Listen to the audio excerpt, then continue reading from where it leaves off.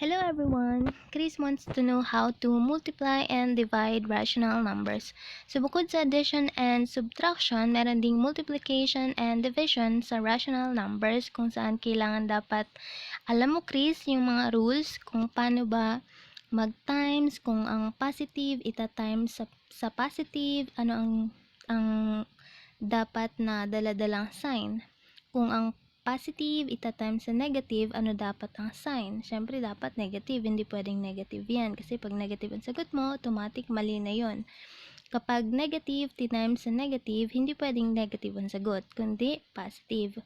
So, 0.2 times 0.3, parehas positive, pinag-times equals 0.06, positive 0.06. Kapag 2 times negative 3 equals negative 6, since positive times negative is negative.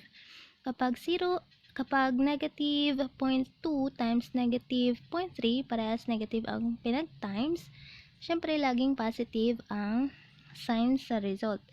Okay? Kailangan tandaan natin itong rule na to para hindi tayo magkamali sa pagsagot.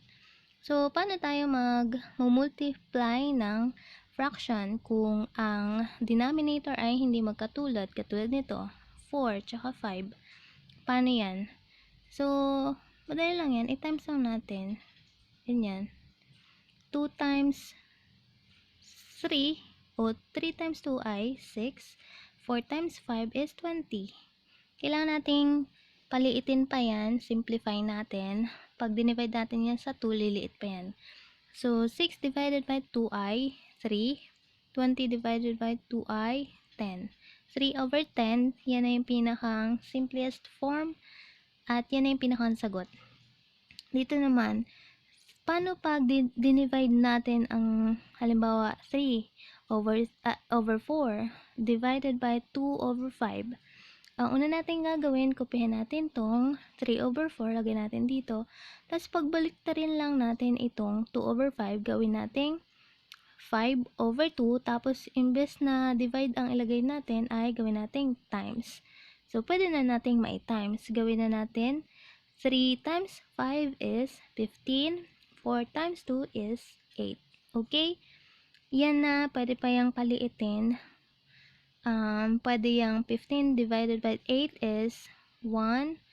May remainder na 7 over 8. Ito yung pinakasagot kung mixed number ang hinihingi. Okay?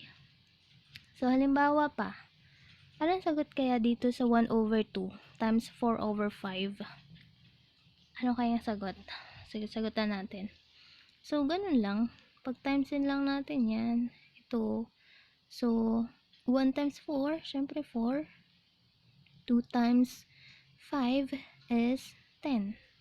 Pwede pa i-divide sa 2 para lumiit. Kasi ang kailangan ay yung pinakang maliit.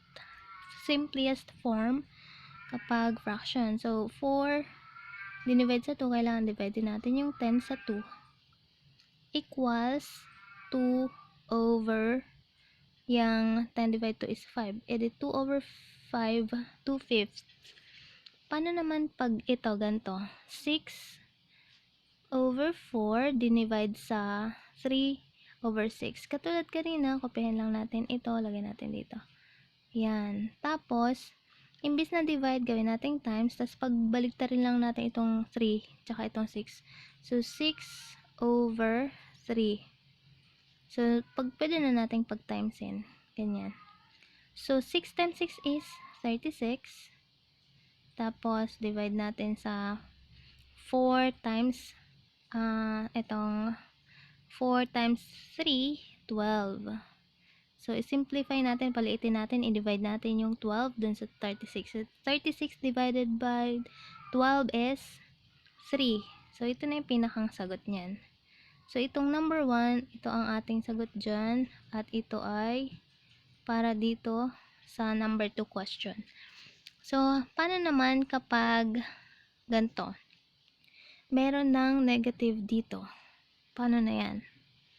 Eh di, ganun pa din. Kopyahin lang natin yung sign. So, 1 times 4 is 4. 2 times 5 is 10. Paliitin natin. Siyempre, huwag natin kalimutan yung sign. Dalhin natin. Kasi negative 1 times 4 is negative 4. Diba kapag negative, times sa positive, laging panalo yung negative. So, paliitin pa natin yan. Divide natin yan parehas sa 2. 2. So, magiging, negative 4 dinivide sa 2. Siyempre, dali natin yung sign na negative. Edi 2 over 10 divided by 2 is 5. Edi 2 over 5 na ang sign ay negative. Kanina ay positive eh. Basta ganun, kapag ang negative tinimes sa positive, laging panalo ang negative. So, halimbawa naman, isa pa, paano naman pag ito negative, tas ito din negative?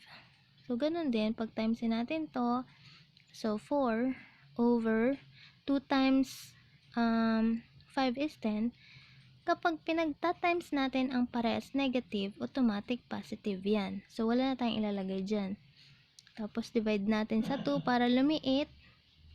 Divide natin sa 2 para lumiit equals 4 divided by 2 is 2 over 10 divided by 2 is 5. 2 over 5.